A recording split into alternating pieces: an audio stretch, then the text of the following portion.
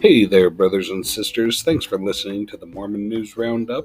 And if you are enjoying this show, please consider making a donation. Patreon makes an important contribution to helping us ruminate on the great and spacious beehive here. So thanks so much to everyone for supporting us on patreon.com. Gentlemen, kicking off the first stop on his world tour, our new president and prophet, Russell M. Nelson. You say you want some revelation, well, here you go. It's gonna blow your freaking mind. Welcome, brothers and sisters, to the Mormon News Roundup. It's February 19th, and we're going to ruminate on the great and spacious beehive with Cardin Ellis. We got the Midnight Mormons, not all of them, but we have one of them, and we're going to go over some ChatGPT fun. Also, President Dallin Oaks on diversity, and an LDS sports update, and proof that Mormons really are smart, and deep church conspiracy theories exposed. If you want to get in touch with us, we're at MormonNewsRoundup.org, or you can send us an email to collab@MormonNewsRoundup.org. We've also linked to the Midnight Mormons and their YouTube channel. Cardin, welcome to the Mormon News Roundup. Thanks for having me, man. Are you the one that made that intro song? No, that was from Weird Alma. He does a parody. He does Mormon parody video music, which I find to be absolutely hilarious. He's got about 4 albums on. He's on Bandcamp. I think he's on Bandcamp. Just do a Google search for Bandcamp. Has a lot of very, very funny Mormon videos, which I find absolutely hilarious. Why did you start your show? What's your channel all about? Midnight Mormons. Why do we start it? I mean, there's multiple reasons why you do things. It's usually kind of a perfect storm of many reasons. But I'd say if I had to boil it down to just a couple of reasons, first off, I'm a radio host and I have a voice and I have opinions. We can't help but create. We can't help but speak what's on our mind. Second off, I'd had some really bogus, maybe traumatic experiences with friends of mine getting into anti-Mormon publications that I felt were very dishonest and cynical, and really deeply affected our relationship in a way that I wouldn't wish that on my worst enemy. What happens when people kind of go down that cynical path, what it does to their own psyche, what it does to their human relationships.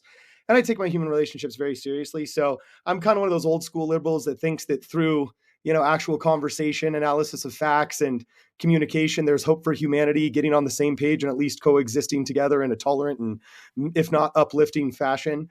So I started Midnight Mormons oftentimes doing debunkings of a lot of anti-Mormon lies that get spouted out about us in hopes of that, what some would say noble, others would say impossible goal.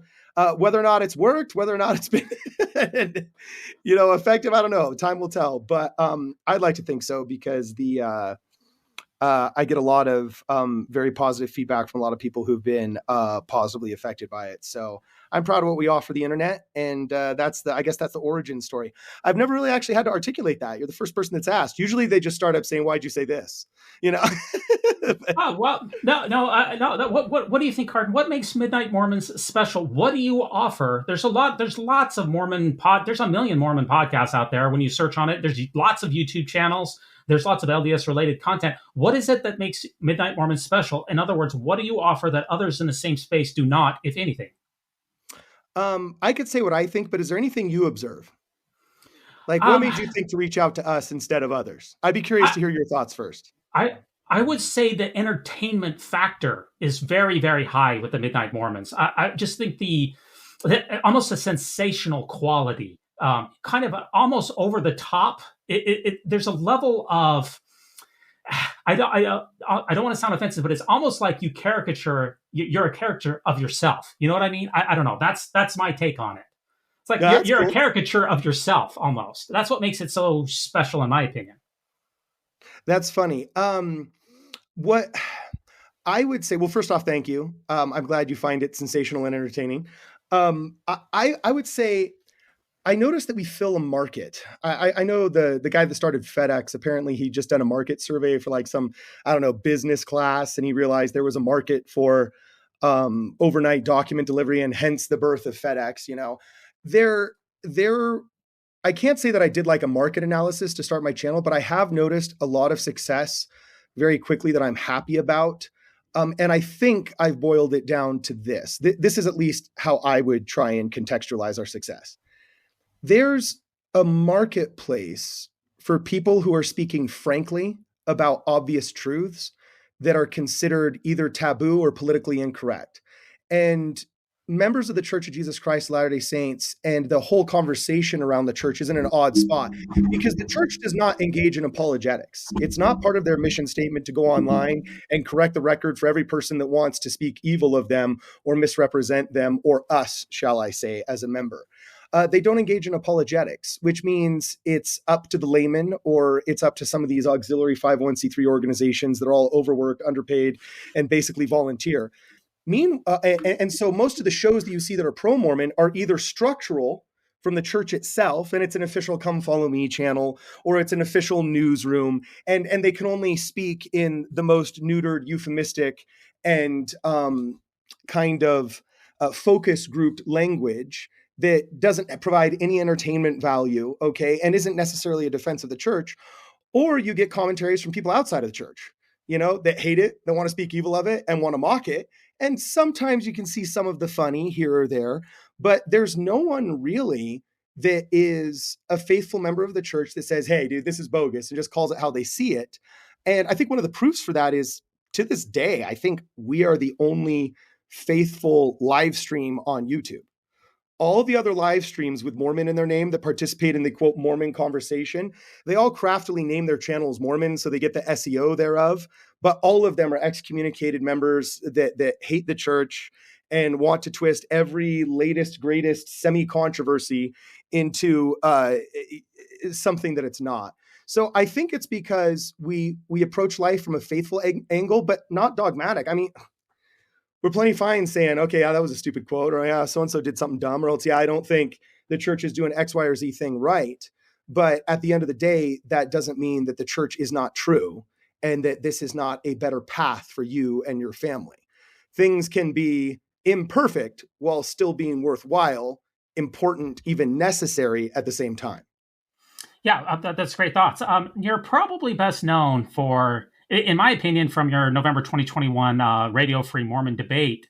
What are your thoughts on that particular format, and how did you feel about the tone of the event and your, I guess I was going to say collective performance, but your personal performance? I think we had a resounding success in that debate. First off, because we proved that anti-Mormonism, ex-Mormon anti-Mormonism, whatever you want to call it, does not actually care about the people that it leads out of the church, that it is using current events, especially the LGBTQ issue, to get people out of the church. It was very interesting. There was a specific question that my brother's keeper.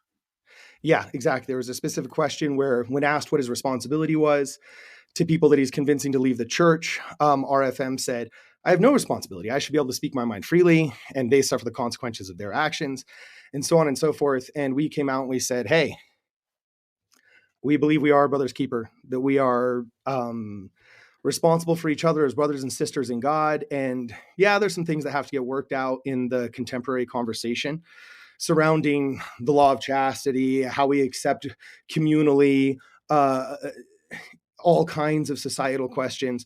But at the end of the day, we cannot lose our identities as brothers and sisters in Christ and mutual children of God, or this whole thing goes away. And everybody just falls into misery. Or as Sean McCraney said, scorched effing earth. So, I think we did really well. It was weird and it was awkward. I didn't like the 3-on-1 idea. I didn't like that we'd asked Bill Reel to have a conversation on our show, and then he declined, and then he challenged us back, and then he sent RFM in his stead.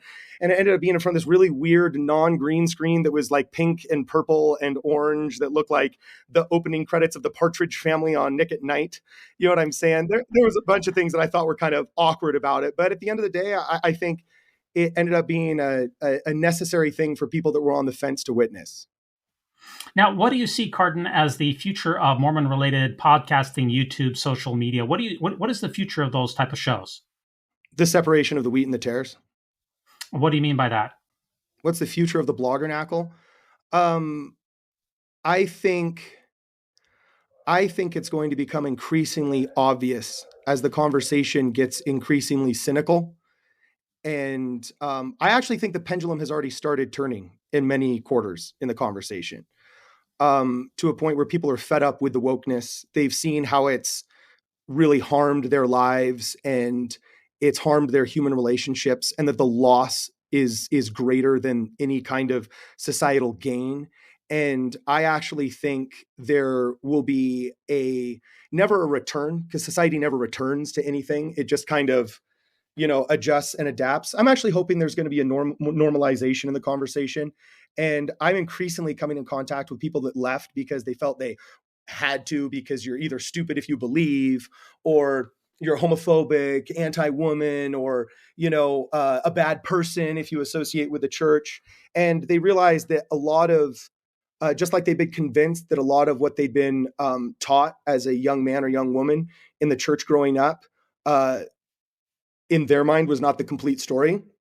They realized they got a bigger dose of that once they left, and that they want to come back, which is very interesting to me. The amount of people that come back actually is quite interesting. I guess maybe I'm just a cranky and stubborn person that once I just left, I'd probably be cranky and prideful the rest of my life. But I'm really amazed at the amount of people that reach out and say, your show helped me very much, because we are not a reverent program. No. We get in, we talk everything from conspiracy theories to modern politics to why Kwaku's shirts look silly, or why Brad's mispronunciations of Canadian words is funny. We really don't leave anything off the table. But when people experience the freedom of being able to talk out loud without judgment, and the freedom of being able to work out their thoughts and wrestle with these deep issues, and see others that have what I would say the bravery to expose their thought process online. And they see that you can be fun and cool and still have a podcast without being anti. It really just contextualizes some of their doubts into something that is not that significant. And they go back to just the simple basic truths, which I think are the important ones. Yeah, that's great thoughts. Before we get into our joke of the week, is there anything else about your personal life or religious beliefs that you want to share with us? No, I don't think I have any deep insight other than,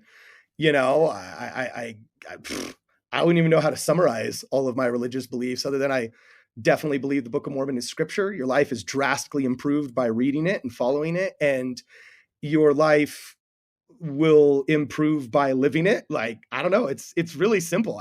I'm not an apologist. See, that's the thing, is we get accused of being apologists all the time, but if you showed me evidence of, I don't know, Russell M. Nelson doing something heinous, tomorrow or whatever, I'd be like, yeah, I'm a fallen prophet, whatever, right?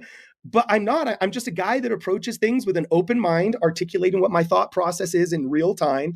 And as I explore things, especially accusations against the church, more often than not, I'm talking about a batting average of 990 here. I find that most of the accusations are at best misrepresentations of the history, at worst just downright cynical lies. And so just as a regular guy who really has no stake in the game other than I've participated in the church a long time, you know what I'm saying? But if I were shown something tomorrow that was a deal breaker, I'd leave, but I haven't. And the fact that I have just with an open mind approached so much, so often, and come out always on the side of, okay, yeah, well, church is true. You know what I'm saying? I've always stayed. So it's when people say what about this of your religious beliefs? It's dude, I am not a hermetic monk that has spent a year in the mountains contemplating the meaning of God and come down from those mountains with tablets, dude. I am literally just a guy who happens to know how to set up a radio studio sufficiently well enough that it's a high production podcast. That is all I am. Yeah. Well, it shows your production quality on your YouTube channel is really, really something that I need to be incorporating into my own as well. That does take us to our Mormon News Joke of the Week, which you brought up the MidnightMegaphone.com post, and we're going to link to all this in our show notes. But here, just a couple of days ago, the MidnightMegaphone.com said, linked to a article that says, Radio Free Mormon demands the release of Kwaku L's birth certificate. What is he hiding? Said the YouTube podcaster. And this, according to this somewhat tongue-in-cheek article, he says, just like Native Americans are genetically too inferior to create the vast civilizations in the Book of Mormon, so too I want proof that Kwaku L really deserves to be in this country. And the comments below said that Radio Free Mormon is quite a hero. He's as cunning as he is handsome. Any reaction to this article here, Gordon? Yeah, I read that. I thought it was pretty funny. We have been, I think it's actually pretty hilarious. The person that wrote that obviously is familiar with the fact that Bill Reel and RFM, they've kind of accused us of almost every conspiracy possible. Everything from rogue, negative commentaries of every type of nature possible in their chat rooms, to having, John Dallin said that the church had his TikTok taken down. We were told that we had started some YouTube channel that was using like AI bots in order to create a voice of a person that didn't exist and was super low production quality, but they said that we were like the masterminds behind it. I don't know. We've been accused of so many conspiracy theories. I guess the conspiracy theory we haven't been accused of is the birth certificate one. So I guess it was the only one left. So that's the only one left. Yeah, the article that's a funny article. Yeah, it says checkmate Kwaku L. Radio Free Mormon has thrown down the gauntlet after trying to get the young black comedian arrested in 2019 and a brutal defeat in a live stream debate with the comic in 2020. Corbin Volus of Radio Free Mormon fame has upped the ante, questioning the diminutive radio host's citizenship entirely. The diminutive? Kwaku's diminutive. That's funny. He's a little slight. I would say he's in great shape. In fact, I think he posted on his Twitter that he lost like 25 pounds, which I don't know how that's possible considering the fact that he was already somewhat thin. But let's just say I've got a long way to go as far as catching up with him. I'll just put it that way. I thought that was a pretty funny article. Thanks for pointing me towards the megaphone there. Now, I asked the chat. We're going to do some ChatGPT fun here, Carden, because I asked the ChatGPT, the latest and the greatest on the artificial intelligence. I asked them what we should discuss on this episode, and it said. It gave some very good answers. First of all, it says, let me read the response. Some topics that you may want to consider discussing in a Latter-day Saint podcast could include the teachings of the Church of Jesus Christ of Latter-day Saints, the history of the church, the experiences of members and their testimonies, the importance of faith and service, and the role of families and communities in the LDS faith. You could also explore current events or issues that are relevant to members of the church and how they intersect with the LDS beliefs and teachings. Ultimately, the specific topic that will depend on the interest of your audience and your personal experiences and perspectives. How accurate is that? ChatGPT is really interesting because it is alarmingly human sounding. It definitely has the neutered euphemistic corporate speech as its preferred way of communicating. But I'm amazed at one of my assistants actually said, look, instead of you typing the descriptions in your videos, let's see what ChatGPT has to say about X, Y, or Z topic. And just off the title of the file that we uploaded, ChatGPT was able to, make a very surprisingly normal sounding paragraph that I wouldn't say is spot on, but was on enough that if I read it, I wouldn't be convinced that it weren't real unless I started analyzing it. Okay.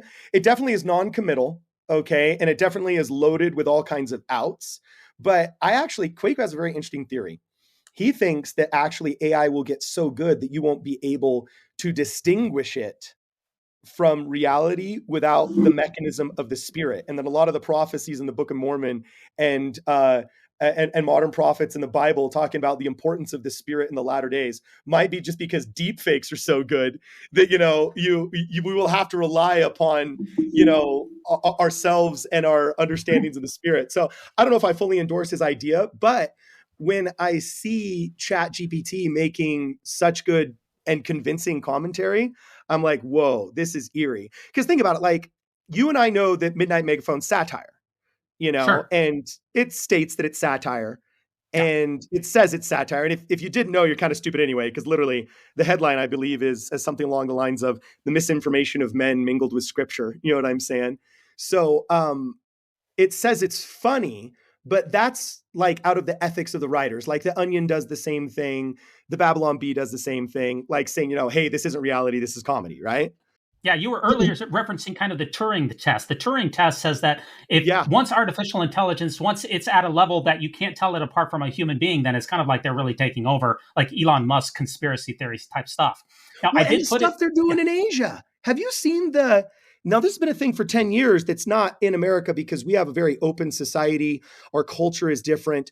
But like the electronic girlfriend relationships where it's more than just what was those pets we had in the 90s that were like a keychain, like the DigiPet, I think it was called or something. It's that on steroids. Okay.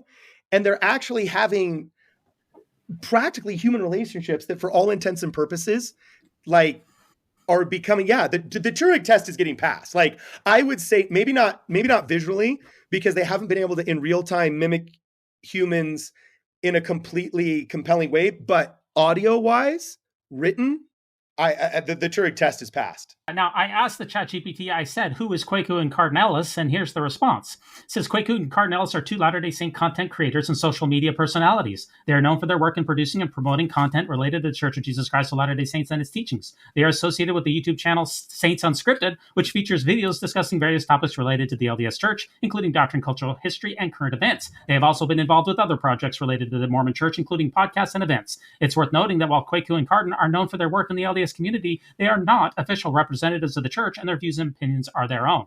How accurate is that? I'll tell you this. There was only a couple of errors in there that I could think of. First off, I haven't done anything with Saints Unscripted that is uniquely Kwaku. It didn't mention Midnight Mormons, which I think currently right now is probably the number one thing I'm known for outside of my film and radio career, at least in Mormonism. I wonder what threshold they have to consider you a content creator. Because the second you write one blog post that your grandmother reads, you've created content. And we're not that big of a channel yet. I mean, we're less than 10,000 subscribers. And traditionally, 10,000 subs has been the threshold for what somebody would be called, to be called an influencer. And we haven't hit that yet. So I think it's interesting that they correctly said we're content creators that have appeared in debates. But I got to tell you, I just did a podcast, I'd say 2 or 3 months ago, where we fact checked The Idiot's Guide to Christianity. And there were more errors in that written by a human than there was in the what ChatGPT said. Now, they were very minor, and I didn't have a sense that the author was trying to get away with something. I think they were just, small details that were ununderstood by somebody that's not an adherent to the faith themselves. But yeah, it's alarmingly correct. Yeah, but however, I asked ChatGPT about Brad Whitbeck, and guess what its response is? I'm sorry, but as an AI language model, I don't have access to information about individuals unless they are publicly known figures. Therefore, I don't have any information on Brad Whitbeck's religious affiliation or personal information about him. Sorry, Brad. Yeah, that's weird, because he's literally in almost every single episode. So soft-spoken and nice and Canadian. He gets, he gets shorted, dude. He got the short straw on this one. Well, in another multiverse, Cardin, I really think that Brad Whitbeck would be an incredibly nice guy. I'm just going to put it that way. Now, funny. I asked the ChatGPT who the Midnight Mormons are, and it said, I'm not aware of any specific group or organization called the Midnight Mormons. It's possible that the term is used colloquially to refer to members of the Church of Jesus Christ of Latter-day Saints, but without more context, it is difficult to say for certain. So they know who Kwaku, they know who Cardin Ellis is, but they don't know who the Midnight Mormons are. I bet you I know what that is. In our best attempts to try and comply with the call of Russell M. Nelson to reduce us using the word Mormon, right? We kind of made a change on our channel to be Midnight Strike Through Mormons. And I remember when I got the strike through generator to make the strike through, I thought that was kind of fun and creative. But YouTube, a couple of times when I pressed enter on the name change, it said are you sure you're spelling this word right? Are you sure you're not using symbols? And then it accepted it after the second or third try. But then finally it could never process the image right. And so I'm like, as much as I'm trying to comply here, you know what I'm saying? Like YouTube is not digesting this. So I bet you that because ChatGPT wasn't able to scan the title of our podcast, it was able to scan the hashtags, Mormon, Latter-day Saint, so on and so forth, but probably was having trouble with the strike through. That's interesting. Your strike through is probably killing your SEO. That's probably, it's really affecting you, because when I asked the ChatGPT about the Mormon News Roundup, it says the Mormon News Roundup is a regular summary of news stories and events related to the Church of Jesus Christ of Latter-day Saints, also known as the Mormon Church. It typically covers a range of topics, including religious developments, cultural issues, and current events involving members of the faith. So it knows who we are, and I'm just going to take a small victory lap here. It knows who the Mormon News Roundup is, but it does not know who the Midnight Mormons are. Cardin, is this a major victory for Satan? I don't. You say that a lot. Is that like a quote from a conference talk? I hear that all the time. Is that something that I can't peg the conference talk, but I'm sure that's something that somebody took from, isn't that what Russell M. Nelson said about every time somebody's called Mormon? Am I remembering this correctly? Yes, you're remembering from his, I believe it was from April of 2019 General Conference address, where he said that not referring to the church by its full name, taking the name of Jesus Christ out of the name of the church is a major victory for Satan and offends the Savior. So that's where that comes from. So, Oh, well, you can take a victory lap if you want to. You know what I'm saying? definitely. If your News Roundup podcast is look, ChatGPT apparently is your biggest fan. And if you want to take that victory lap, dude, I'll run with you. I'll give you the Gatorade like the volunteers at the Boston Marathon give the runners, man.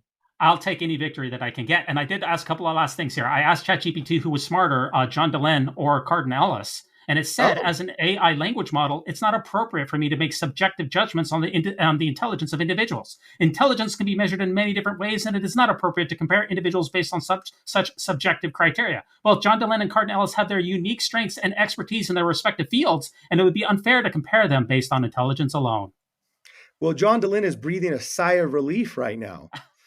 You know what I'm saying? And he probably appreciates ChatGPT almost as much as you do right now.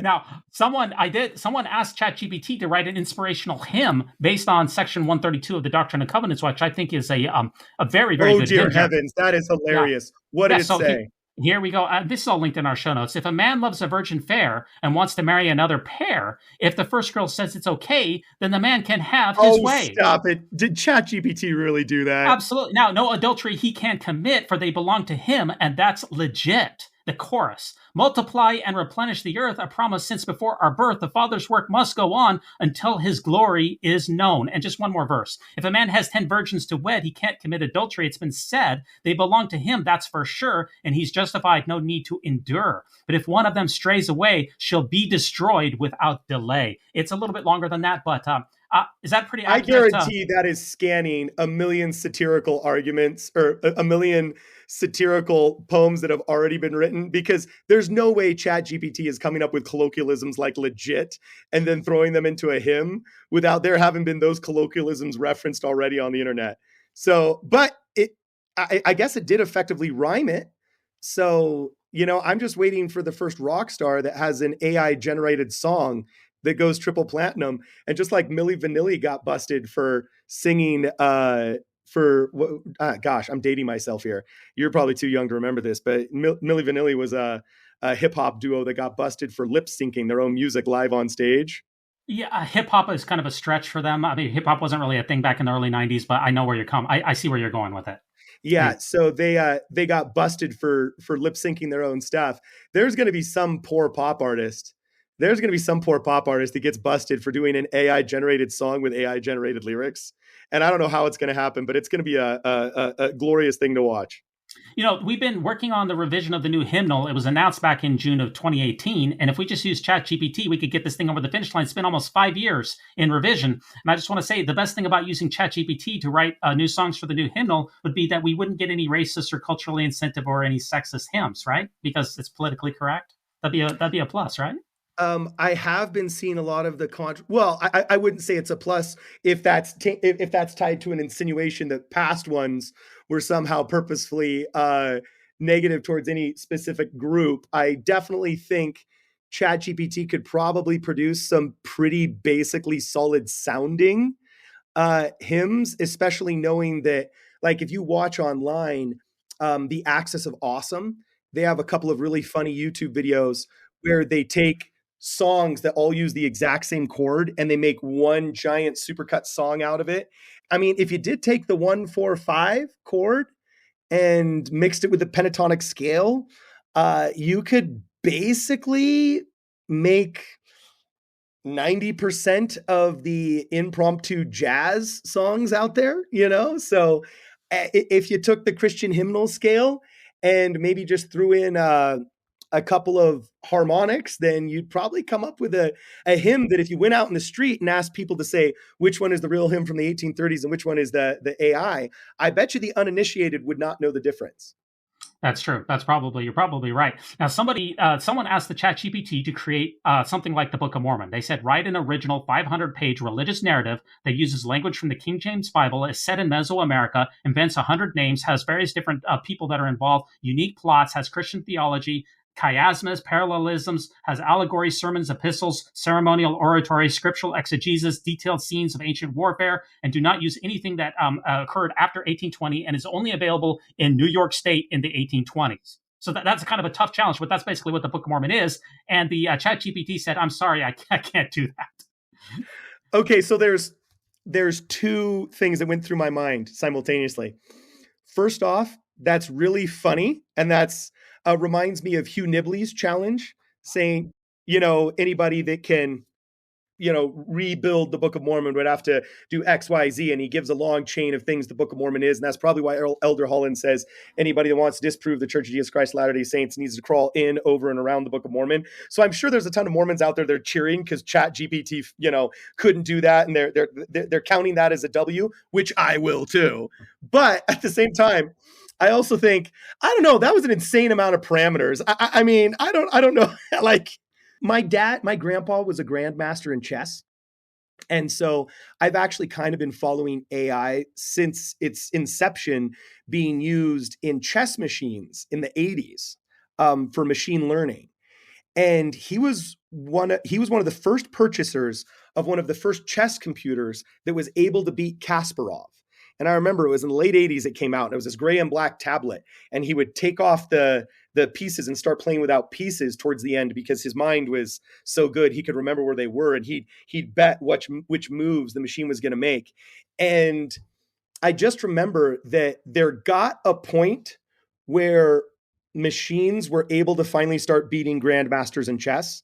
Yeah, it was in about 1996 where Deep Blue beat Gary Kasparov. That was about the first time so that about 1996, Deep Blue beats Gary Kasparov. But if you think about it, that new technology took 20 years to beat Kasparov. So it kind of makes you wonder, is it that ChatGPT is now failing because it really can't be done? Or are we just looking at another 20 years before AI can start making forgeries that are so believable that we start hitting the Kwaku? Like you talk about the Turing test or the Turing test. I can't remember how it's pronounced. But, it's Alan Turing was the guy that invented the decoding machine of the Enigma. And it's the Turing test is the AI test, right? Yeah, Turing, okay. Turing, Turing. Yeah, Turing, that's it. So, it kind of makes you wonder, is passing the Turing test to a point that you could falsify something as grand as the Book of Mormon an impossibility, or is it just an inevitability of time? That's a really interesting question. Probably the latter. It's probably only a matter of time. Yeah, because already with ChatGPT can write significant research papers, 20-page research papers on complex topics. I mean, I personally think that, the rate that AI learns, this is what Elon Musk says, the rate that AI is learning is it's going to be inevitable until it's just awesomely powerful. And I don't think that there's going to be almost any challenge that literary or mathematically or historically that ChatGPT won't be able to handle eventually. Maybe not today, but in the future. I don't know. I think that now you're starting to get in, and I won't go down this rabbit hole because it is a rabbit hole, but I was actually a physics major when I started college. And I really loved studying the origins of the universe. I loved all of the old stories of everybody that figured out how space is expanding and astronomy and the whole 9 yards, right? And there was a really interesting scientist. I wish I could remember his name right now, but he brought up a really good point where he said, I don't think humanity can survive another 2,000 years. And people are like, what, why? And why such an arbitrary number? And he said, well, if you think about it, we have discovered the eternities. We have basically said that all Mother Nature and the elements around us need is time in order to evolve. And we seemingly have an endless amount of time. Therefore, with an endless amount of time in the past and an endless amount of time in the future, there should be other species in the universe that have developed enough to be detectable. Whether it's some light that's coming from 30 light years or 30 million light years away that had evolved into intelligence enough to send out Morse code from their planet in one of the 15 bazillion solar systems we can see in the sky. We haven't detected one sign of extraterrestrial life. And he said something interesting. He said, I don't think it's because it's not possible. Because if time, an extended length of time, is what is necessary for life to evolve, I don't think it's a function of time. I think life cannot get to a certain point of intelligence before it self-destructs. Right. That's the biggest argument. Yeah. And so when you say, oh, I think it's an inevitability that AI can get to a point where it's birthing religions out of sacred books that didn't exist before somebody pressed the return button on their laptop, I think you could launch a nuclear war off false pretenses because somebody had written a script in the NHS in the UK saying, how do we make it so that British people are healthier? And they're like, oh, destroy all of the other people. You know what I'm saying? And then they accidentally launch all of their nukes and just literally send the world into nuclear winter. You know, so it's like, I don't know. I don't think AI, I will say this right now. This is a flag I'm putting down on your show that people can mock me for later if I fail.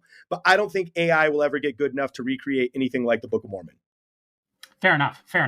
Okay, now that does take us to, we got to get into some more news coverage here. Our first article here for the week is Latter-day Saint NFL head coach Andy Reid took some questions. Of course, you watched the Super Bowl and you see the Chiefs. Did you watch the Super Bowl there, Carton? I did. I watched it. And I changed teams halfway through. Well, I wanted to root for Andy Reid because I wasn't aware that he was LDS until afterwards. Maybe that was common knowledge to everybody. But yes, he's a faithful member of the Church of Jesus Christ of Latter-day Saints. And here's an article here that dropped from LDS Living just a couple of days ago. And they're asking him, how do you take your coffee? So they're not asking him about his personnel choices or the game. They're asking him about coffee. And his response, I thought, was kind of amusing. He said, you got to give me an easier question than that. Oh, that's funny. Now, were they just doing it to kind of be just goofy and cute insider baseball? Or was it just because, whatever. I mean, that's funny. I see the humor in it. It's kind of funny you say that you didn't know that he was a member either, because I didn't.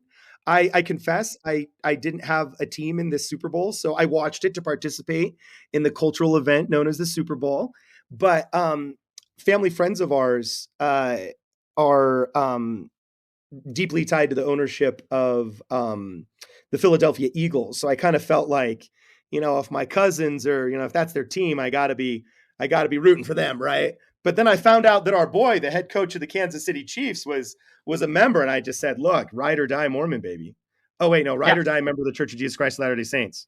Right. He said also, he gave a shout out to former BYU head coach Lavelle Edwards, and he said that he's one of his greatest mentors. And I just thought it was a nice, that's a newsworthy item. I thought it was a nice to see Latter-day Saint win the Super Bowl. And that wasn't the only controversy that hit from the Super Bowl. We also had Rihanna, the halftime show with Rihanna. Somebody tweeted out that how will the masses know that we're worshiping Satan? Easy, we're going to put a pentagram on your devil's suit. So they're saying that Rihanna here is dressed in all red and that she had a pentagram on her Super Bowl outfit. Is this a major victory for Satan as well here, Carden?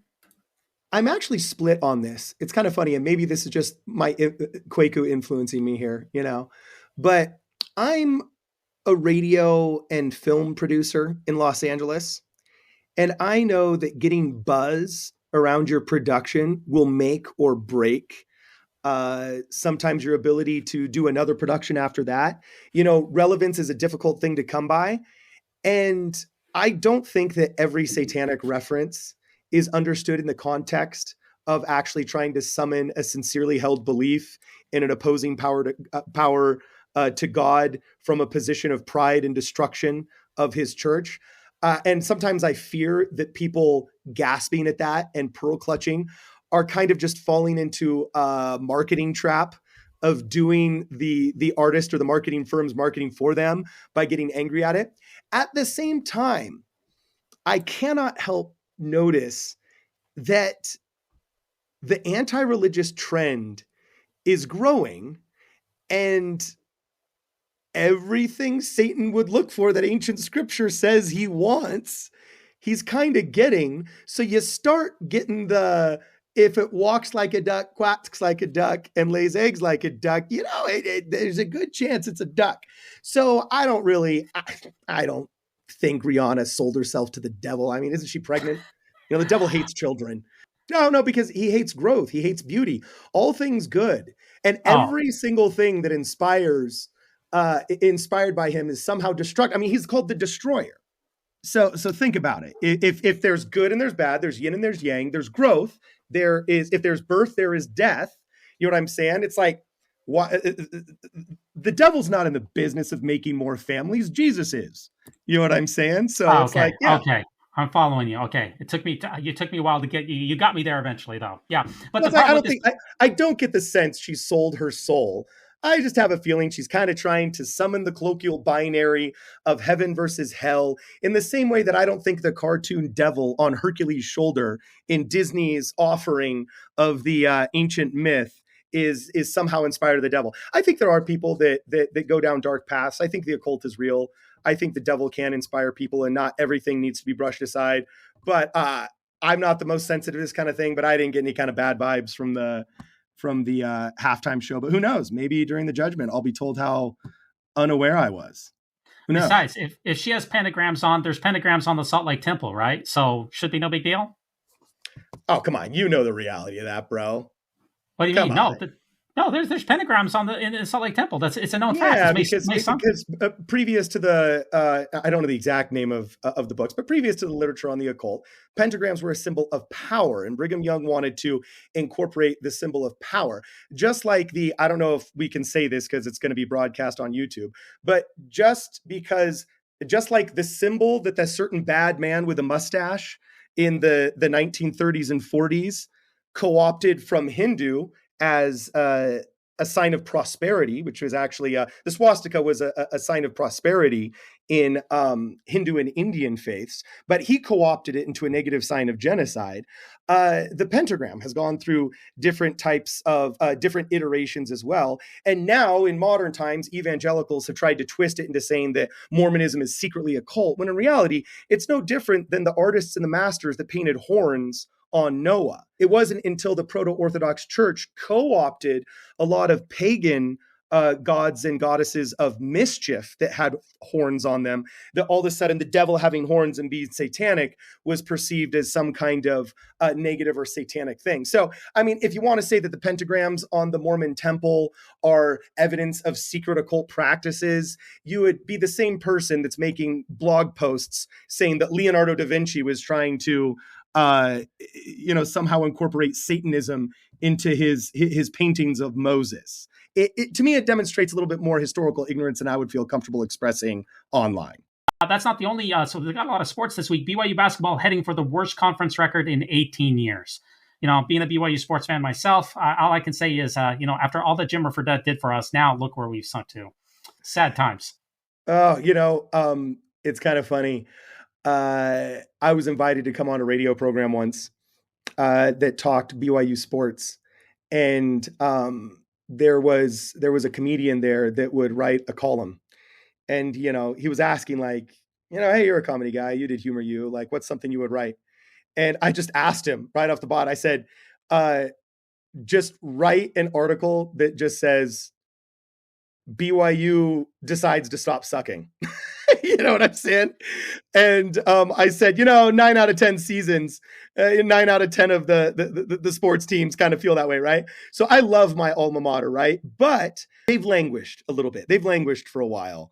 And I think they'll come back, though. And also, I think that the sports programs, all joking aside, I actually think the BYU sports program is a unique and beautiful thing. I've had a chance to go there and participate with members of the sports program in a lot of my filming and radio ventures, especially with people up there. And I've been in tons of gyms. Okay. I was an all-CIF volleyball player, and we would oftentimes go to tournaments or recruiting events for top tier schools for volleyball. Okay.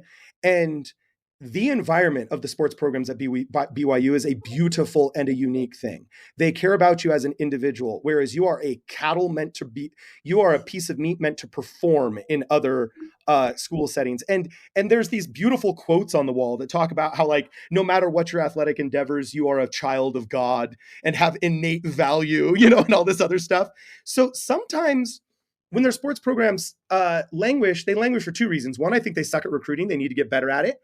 And they need to work with their strengths, and they don't. As a church-owned school that doesn't require athletic performance as part of its funding model, I think there's a financial, not disincentive, but lack of incentives to perform athletically, so they don't do as good a job of recruiting as they could. But also, they abstain from recruiting people that do not want to come to BYU to enjoy the spiritual benefits of the campus. And they say our code and our moral code is more important than our track or our volleyball or our football or basketball record.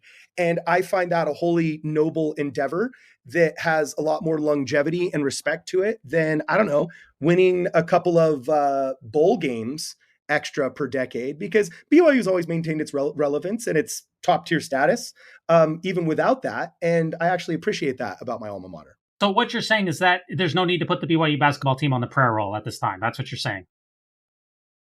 No, actually, I think they could use all the help they can get, but you know what I'm saying? Like, there's just more to life than their record. That's all I'm saying. Okay. So, all right. Sounds good. Which, of course, you can put your names on the prayer roll now online, which I think is very, very convenient. For the temple now, you can go through your members tool app and submit your names online. You don't need to use little white golf pencils? No, you can do it all online now. You can make your appointment online. You can submit the names online. Everything is all digital now. In fact, they're going to, some temple districts are going to digital temple recommends as well. So a lot of digital stuff. Speaking of which, there is an app for everything. And I shared this with you. I came across this week, and I don't know if it's necessarily news, but this is the first time that I've seen it. They have an app for everything now, Cardin, and I just want to get your thoughts. There's an app that's called whyileft.com, and we're going to put this into the show notes. And there's an app for even leaving the church. There's an app for it now. And it's the title of this app here. Let me read it to you. It says, many people born into the LDS Church have started to leave. The idea behind, there are many more on the fence about it. Those who still believe often say that those who left or want to leave do so and live without morals. This is simply not true. This site is a small way to support others who are unsure about the church by stating your reason for leaving and by placing a smiley face on a map. Each contribution will help others know that there are more of us out there. So if I look at my own area here, if you zoom out, there sure seems to be a lot of smiley faces. There's nobody who's left in my area in the recent past, but there is. I'm zooming in on my own ward here in Washington D.C. and there's about 4 or 5 people that are within my ward boundaries that have little smiley faces here. One of them says that because he was gay, he left. Another one said LGBTQ, and another one says that I was unhappy with it or whatever else. There's about 3 or 4 people in my own ward. You had mentioned that. And so I actually pulled it up, and I was curious as well. And it automatically zooms in. I guess it detects where you are. Mm-hmm. And I think I only saw like 2 or 3 in my entire stake. And one went all the way back to 2016. And at first I was like, well, the way they've designed this, there's absolutely no way to verify it. Like, how do we know that this isn't like we've been talking about ChatGPT all day, and I don't think this is, ChatGPT is interested in generating whyileft.com, right? But I noticed in the lack of being able to say, like it didn't seem like that website is actually trying to generate any kind of cohesive following. It's just trying to show like how many people have left, but there's no kind of unique identifiers.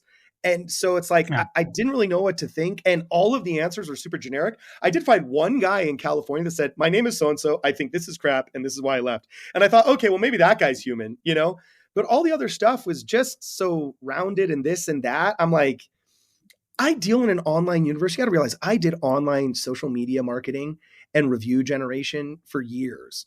I mean, that's actually how I got my teeth cut in a lot of digital film, was by making small online promotional commercials for local businesses and restaurants in New York. And let me tell you, reviews are a sham. I'm not saying that this app specifically is a sham, because I don't know, who knows, maybe every single one of these is legit.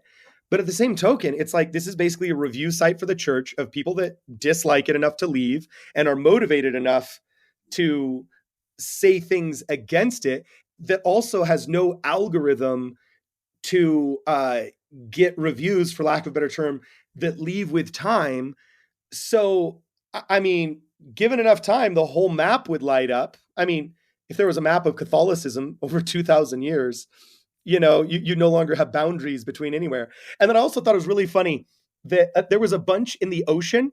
So apparently, like, some people where? like in California? Yeah, there was a bunch like out in the middle of the ocean.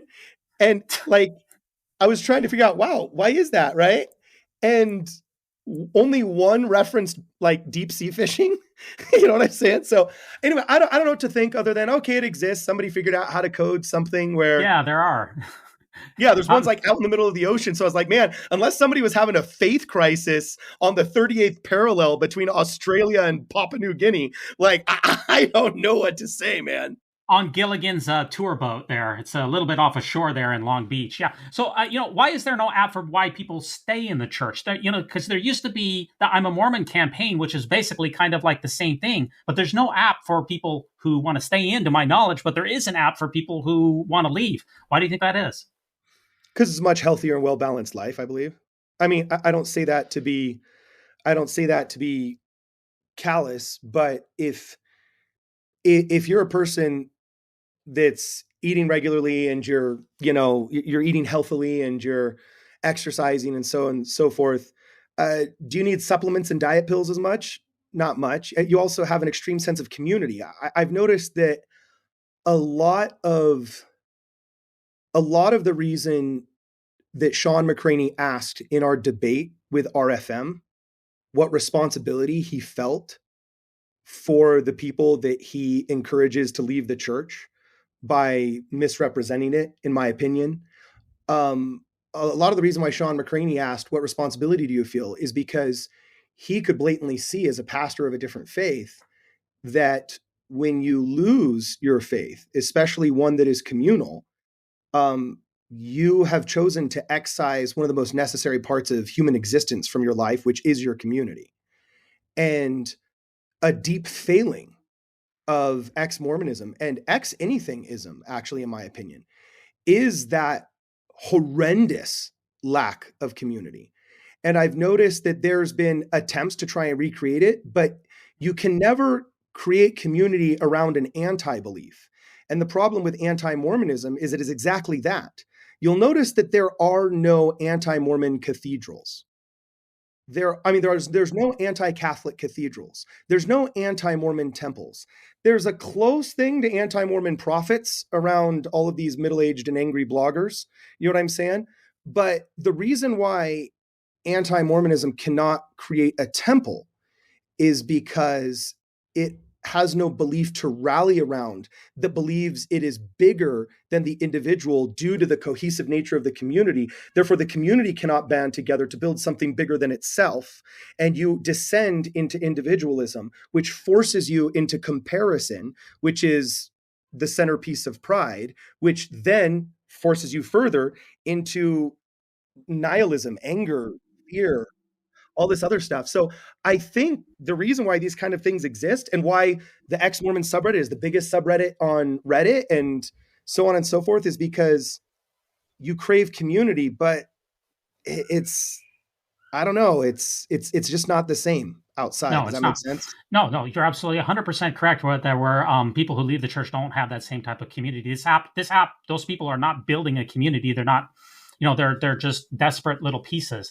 And John Larson said that, after he left the church, the, Mormon Expressions podcast, he said that he kind of tried to form his own community and eventually it collapsed. And as you've mentioned, the Thrive community, it has tried and it really hasn't really caught hold.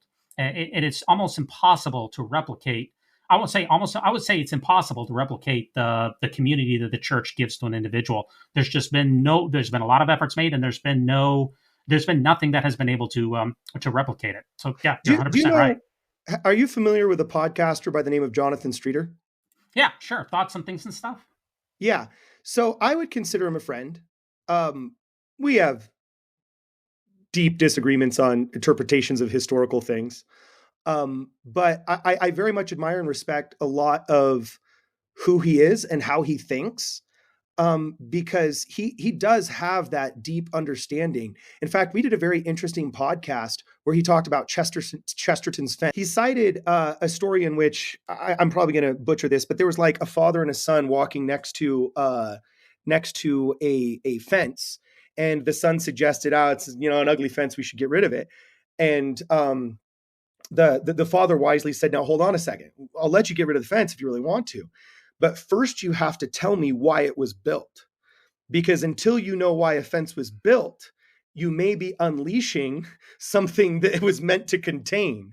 You know what I'm saying? And by tearing down that fence, you might actually make your life more difficult than less difficult. And he compared that to the church and said something very interesting. He said, my father used to always give me a blessing before we start the school year. And though I now no longer have faith in necessarily the narrative that Joseph Smith restored the priesthood as a uniquely, I don't want to say supernatural because that's too dismissive, but though he may not believe in the supernatural nature of the priesthood and may have a much more naturalistic worldview, he says, I've tried to recreate as best I can, with my children, this concept that before school, I want to sit down, I want to have a talk with you in which I express my love for you and my deep care for your success, both academically, spiritually, and so on and so forth. And some would say that that won't survive more than one generation, you know what I'm saying? Or that without the supernatural belief undergirding it, it can't proceed. But I have respect for the acumen and observance and observational powers of somebody who says, hey, you can't go tear down Chesterton's fence until you know either why it was built and whether it is truly dismissible, or you have a replacement for the fence once you take down the old ugly one. Does that make sense? Yeah, definitely makes a lot of sense. Cool. Now, our next article here is Perspective. What happens when the religiously illiterate are asked about Latter-day Saints? So there was an article here that was put out by the Deseret News that I found to be interesting. It was on February 12th. I'm sorry to interrupt you, but did this all happen this week since your last show? Oh, yeah. Yeah. I mean, you are prolific. How do you get all of this? That's interesting. I always combing the news. I get Google alerts to my inbox every day for the top 10 LDS related and top 10 Mormon related articles. I always check the Mormon, the LDS, the ex-Mormon subreddits. I check the blog renacles, the times and seasons, all of the other by common consent. I just try to stay up on the news all the time. I'm just kind of a news junkie. So a lot of things catch my eye, and I don't know. I'm a big time church watcher, so I like to. Dude, I have to tell you, you have a talent, my man. I thought I was relatively in the know because of my podcast, and I get people sending me stuff all the time, asking for commentary and stuff. And I would consider myself an above average aware person, but I mean, you are dwarfing me in your knowledge of what, more about Mormonism in this week than I think I've read in articles this year. I mean, this is impressive. Keep going. Well, I appreciate that. Hopefully that's what, that's just comes naturally to me. I just like to do it. It really doesn't require any effort because that's what I'm into. So I guess I'm kind of sick and twisted that way. But this article here, it talks about what happens when the religiously illiterate are asked about Latter-day Saints, which I find to be very interesting because the vast majority of people are religiously illiterate. And there was a national survey that came out a couple of months ago. It was very important, a national representative survey that said that even over 1/3 of respondents still believe that the church practices polygamy. Up to 40% of people still think that the church practices polygamy. And that's one of the biggest, you're a big marketing guy. That's one of the biggest marketing issues, I think, really for the church. Number one, people are very ambivalent about the church in general. They don't really know a lot of Mormons and they don't really care about Mormons. And the people who do are extremely misinformed about the church's basic beliefs that polygamy has been not a thing for 120 years, and that's one of the reasons. That's more than when I was a kid in the 90s. That's actually but although that does kind of make sense. And again, I'm coming at this from a film producer's perspective, but I mean, let me just jump in. The reason that it's worse than what it was in the 90s is because people in the 90s were more religiously literate. As people become more and more secular, they know less and less about other religions, and they just rely on stereotypes and tropes like the Book of Mormon musical. I was going to say, I can think of at least 5 or 6 different polygamy reality TV shows that have come out of FLDS circles, and that big fat boom of Big Love, shows on Hulu depicting polygamy, Netflix, and then of course Under the Banner of Heaven. Under the Banner of Heaven, yeah. And so it's it's very interesting to follow the trend of secularism. Secularism presents itself as the erudite and intelligent alternative to dogmatic and troglodyte stupidity, also known as religion. But every time it is put to the test, secular communities are more ignorant on the majority of details in even deeply scientific topics than average members of very normal mainstream faiths. And I don't know if that's just because if you really believe you should be reading your scriptures every day, maybe you've incorporated enough literacy in your life that you've learned a lot of other things along the way. I can't name a single thing that would cause that, but I do find it interesting that consistently secularism that markets itself as an intelligent alternative to religiousness almost never shows up on game day as more intelligent than the religious. It's pretty hilarious. Well, think about yourself, Cardin. I mean, do you know the difference between Northern and Southern Baptist? Do you know all the ins and outs of the Episcopal Church versus Presbyterian? And you're a very religious, literate person. And I'm just going to go out on a limb here and say you don't know all the nuances. And that's the challenge for non-literate people, is they can't differentiate between FLDS and LDS. 40% of people think that the Church of Jesus Christ of Latter-day Saints practices polygamy. If I was running the church's marketing campaign, literally every general conference, I would literally have talks about this. I would be running articles about this. I would, on my social media, would be emphasizing this. But the problem is that the church doesn't really ever even want to talk about polygamy at all, much less try to dispel it. They don't want to bring it up in the history because that history can be somewhat embarrassing. So it's kind of a catch-22. I wouldn't say spot on, but in the right direction. We are, and by the way, it's not just the church. I consistently have had a gripe for a long time. And part of the reason why I even had to start my podcast had to do with the fact that the post-war boomers and Gen Xers enjoyed a measure of wealth unseen in human history. And with that wealth, unfortunately, instead of breaking down all the barriers and building a near utopia, they just became extremely wealthy and weak, not as knowledgeable about their faith, not as knowledgeable about all kinds of things, yet very comfortable and very rich. They also rode the wave of technological advances that made them live longer than any other generation, including their own children. Okay, boomers and Gen Xers have the longest life expectancy of any generation, both before and now after them. Okay, they are addicted to this idea that suburban niceness is kindness, and that love is non-confrontation, not a sincere desire for somebody else's well-being. Because if you have a sincere desire for your friend's well-being and he has a negative habit, you will tell him, look, bro, I love you and I know this is killing you, so I'm going to tell you to stop. But no, they won't. No, that's meanness. You know what I'm saying? And it's like, no, I believe sometimes one of the biggest services that you can provide a loved one, if you actually love them in the original meaning of the word, not this weird neutered suburban one, you know, one of the biggest things you can do for somebody is to disabuse them of a bad narrative. You know what I'm saying? And they, because they're so non-confrontational, they just allow bad narratives to persist. And I think it's the reason why we're fighting all the social ills we're fighting now politically. Because look at our leadership. Chuck Schumer in his 80s, Trump in his 80s, Pelosi, I don't know, has she crossed into the 90s yet? You know, every single person that you can throw a stick at that's in leadership nationwide is just fighting battles and arguments that I remember reading about in high school happening in the 60s, you know, but none of me and my friends feel guilt or anger and angst over, right? And culturally, go look up on YouTube, the red carpet, not ceremony, but there's a YouTuber that found a VHS copy of a journalist that was going through the red carpet in 1989. And it's kind of cool because it's got the VHS lines to it and he put some hip 80s music to it and it's nostalgic. But you'll notice something. Almost all the stars that you see then are still alive and walking the red carpet today. Robert Downey Jr. is there. Julia Roberts is there. Tom Hanks is there. George Clooney is there. Like, we have not filtered through our stars. Like, the same stars walking the red carpet in 2023 were the ones walking them in 1989. And guess what? Go look at who was in the quorum of the 12 apostles in 1989. I think 6 of the current 12.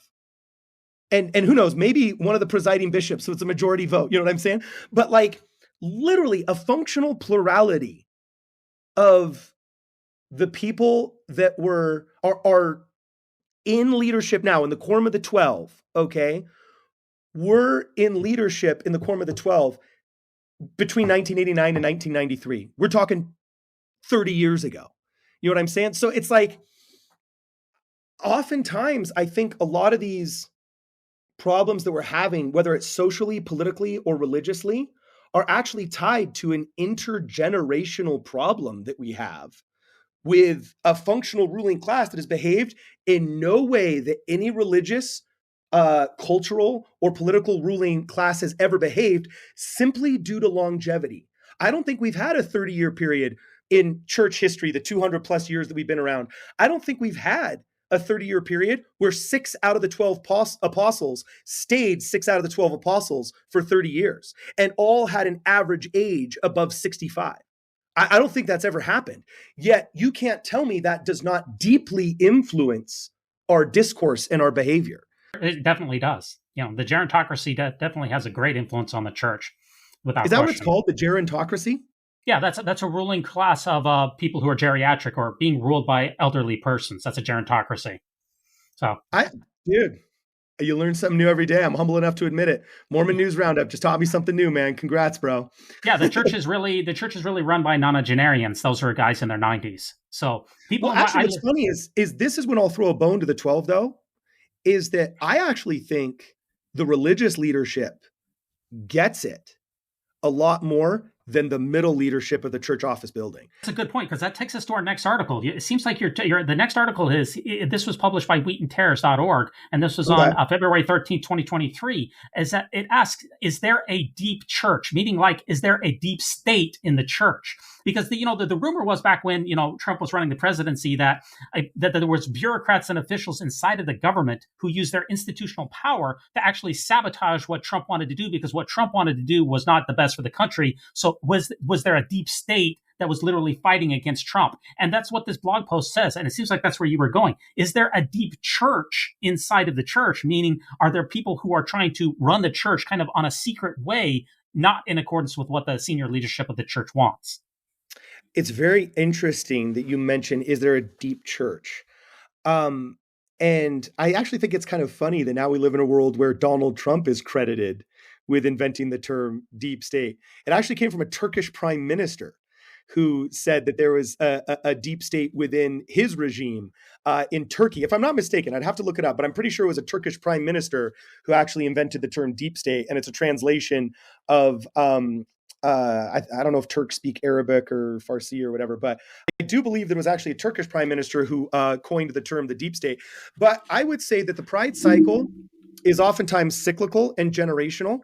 But I also think that it can be bureaucratic. Like, if you think about it, the church really didn't have a bureaucracy that was really in any large scale until the interwar or post-war period. And most of these big programs that we birthed came out of the 70s, 80s, and 90s. Mr. Kimball is the one who filled out the quorums of the 70, because before that you had assistants to the 12, and you did not have a fully functional quorums of the 70. So it's really from Spencer Kimball, but that was in proportion to the church's growth, which exploded under Spencer Kimball because of his emphasis on the missionary program, which he said it was a priesthood responsibility, and before that it was somewhat optional. So the bureaucracy has definitely increased in proportion to the church's population. Yeah, exactly. And I think sometimes I stray from conspiracies, not because I'm averse to them. I actually think they're quite fun, but I will never credit to conspiracy what can be attributed to obvious incompetence or natural consequences.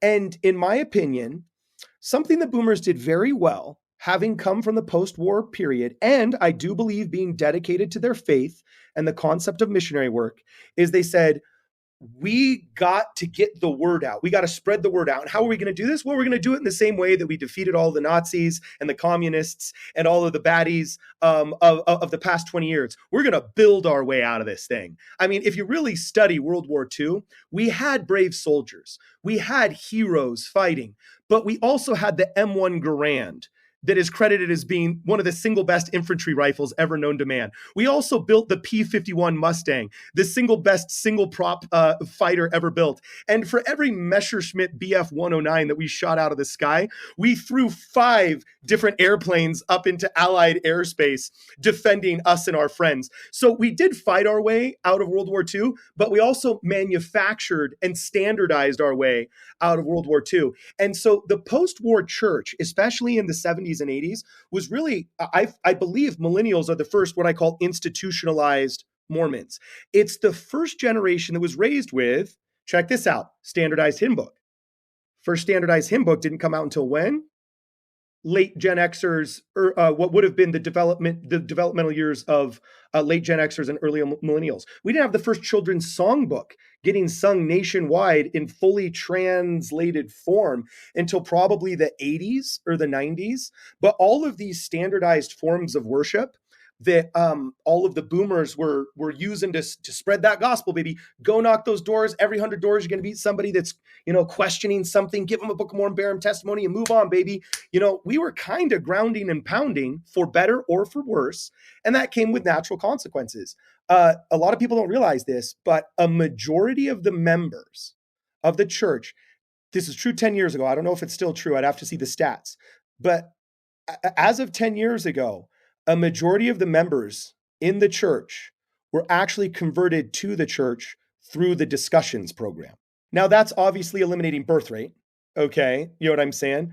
But the majority of the people converted to the church at that time had been converted through the discussions. And you remember that big switch in 2002 to 2003 where they said, oh, we're no longer using discussions. By the time they switched it, a majority of the converts had actually been converted through the discussions. That's how expansive our growth rate was at that time. And we flipped in, 1993, from having more members outside of U.S. borders than within U.S. borders. I can't remember if it was 1993 or 1998. I'm pretty sure it was 1993 because I remember the house that we lived in when that was announced, and I was probably about 10 years old. So anyway, as of 1964, there was more members of the church in the state of Utah than in California. By 1965, we had more members, by the 1970s, we had more members in the state of California than in Utah. And then by the early 90s, we had more members outside of the U.S. border. So you have to think about that. We went from being a Utah church in 1964 to being a worldwide church in 1993. We're talking about only a 29-year period. That is massive expansion. And how is that done? Largely under the tutelage of standardized religious instruction, similar to the discussions. And so I think every time there's a massive expansion, naturally there comes a contraction. And then there's a bigger expansion and then another contraction. And to me, that's very consistent with natural growth patterns that have natural consequences, such as the ones we're having now. So just to get your thoughts, do you think that there's a deep state church or not? Just real quick summary.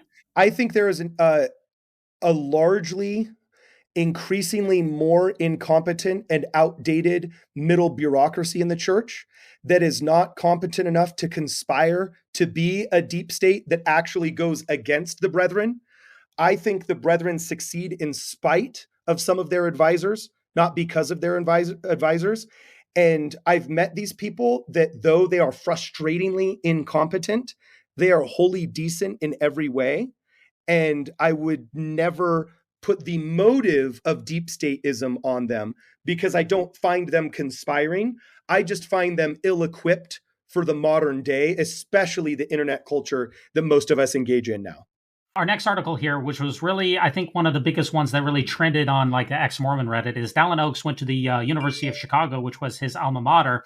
And he went there to clarify the church's position on same-sex marriage, which we covered last week. But the actual comments kind of went viral here, which we'll link to that in the show notes. By the way, let me guess, something taken woefully and cynically out of context that you would like have to be completely toxic to think that way. Gee, I don't know. I'll leave that up to you to decide. But what he said was Jesus did not pray that his followers would be diverse. He prayed that they would be one. People were saying, wait a minute, Jesus doesn't want diversity? That's what kind of stoked the controversy. Okay, riddle me this question. Is that really the impression that you got? That I'm not saying you did, but just mano to mano here. When you read that, that didn't come across as a boilerplate Christian plea to remember that we all are one big giant family under God. Did you sense anything deep down inside that was somehow a criticism of diversity? Well, my question for you, Cardin, is can one have unity without diversity?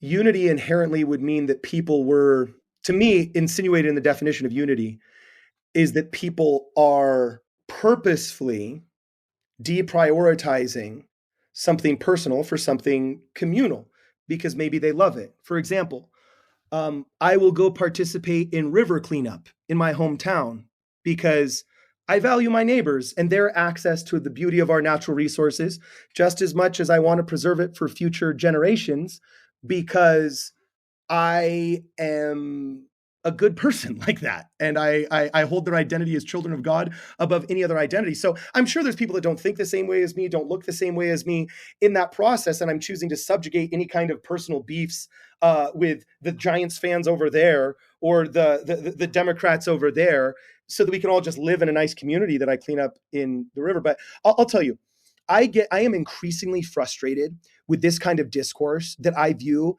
as wholly irrational and wildly toxic. And this reminds me of when Elder Holland made his now infamous plea to the BYU staff to be like those that built the temple and have a trowel in one hand with a musket in the other, obviously symbolic of the building of the bricks of the temple, and the musket for the defending against the mobs that wanted to tear it down. And then when he said, you guys are doing a good job building the kingdom with knowledge, I'd like to see more musket fire.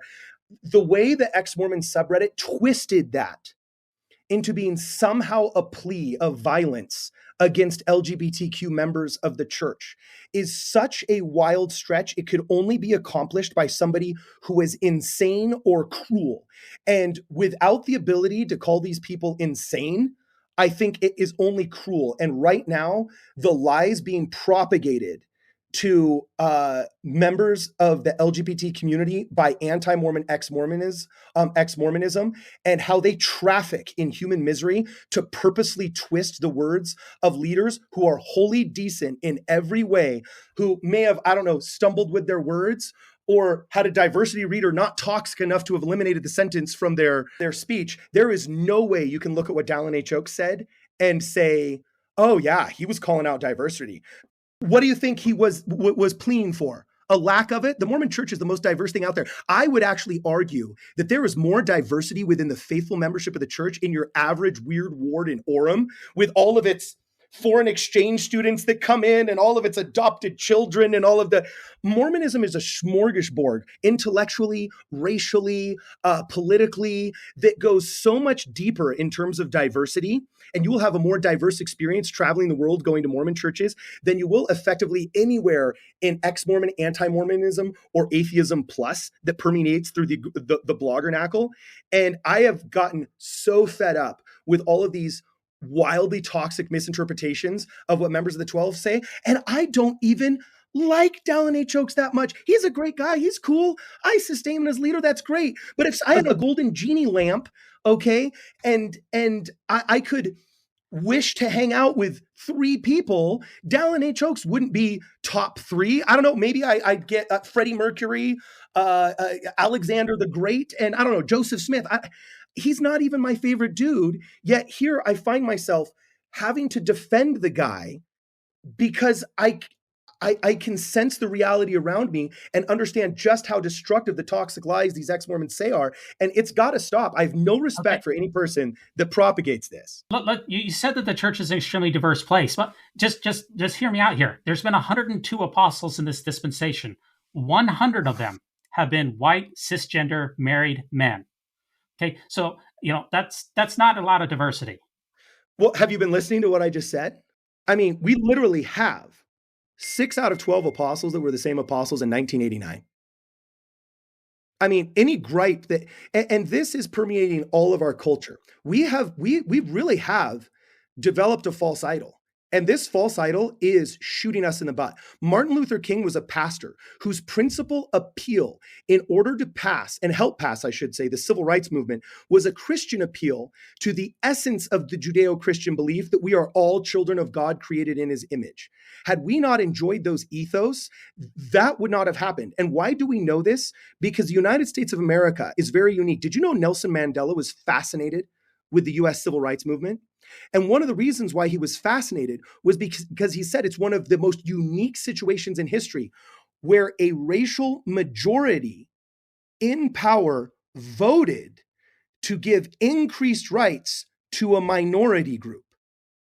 That is a wholly unique thing that, though Jim Crow was horrible, though obviously slavery is a human rights crime, and I have no endorsement of traffickers, and my ancestors fought them. I'm the closest living relative, besides my mother, to Clara Barton, the founder of the American Red Cross. I have been an advocate for equal rights for all men my entire life. But if we descend down the toxically cynical route that, just because X, Y, or Z person has the wrong skin color, we are wholly betraying the essence of the civil rights movement, which was a Judeo-Christian appeal to what Russell M. Nelson has as his rallying cry right now. His most popular talk is the one where he says, what are our three identities? We are first a child of God, second child of the covenant, third, I can't even remember. Disciple of Christ. A disciple of Christ. Yes, thank you. While Russell M. Nelson is hanging out with the leaders of the NAACP, trying to tell people to love people of all faith from the pulpit, and then actually contributing a positive Christian message to the racial discourse, we have nothing but a bunch of toxic people online trying to criticize the fact that he's white.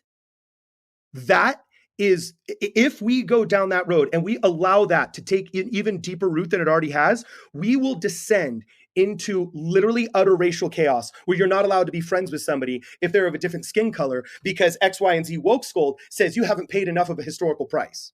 Let me just read you a couple of tweets that were in response to this. I'll get your thoughts on them. So let me just read this out. No one is praying for more diversity. Diversity is already here. God created diversity. When we look for ways to celebrate diversity, we are trying to respond to the diversity that already exists. First off, let's just define diversity. If we're talking about the diversity of backgrounds, yeah, I think that's great. My grandfather escaped the Nazis in Poland. Polish culture is wholly unique. Yet there is a beautiful conversion that took place of a man that escaped the Nazis and then came to America. And I now enjoy discourse with members of the church on three continents that have wildly different backgrounds. I'm from Los Angeles. You want to talk diversity? The most beautiful hymns you will ever hear sung are going to be in the Tongan and the Samoan wards in Long Beach. In fact, if you meet a Tongan or a Samoan in North America, I would bet with 99% accuracy that they or their ancestors were converts to the Church of Jesus Christ of Latter-day Saints at a time when Brigham Young was considering these people children of God, okay, maybe mistakenly, somehow related to the people in the Book of Mormon. I'm not saying Hagoth founded the Polynesian Islands, all right, but the respect given to peoples of the world different than themselves in the Book of Mormon is a wholly unique thing. And yeah, I would say diversity of background, wildly celebrated in the Mormon church. In fact, my biological father was in charge of the cultural celebration when the Orlando Temple was opened. And they were finding ways to celebrate the 12 top, and they had to stop at 12 just because there was, you know, they had to draw the line somewhere, you know, but they were celebrating the widespread Caribbean and Latino cultures that are prominent in Florida. So to say that the Mormon church has a diversity problem is wildly ignorant or at best misrepresentational, if that's even the word, or misrepresentative.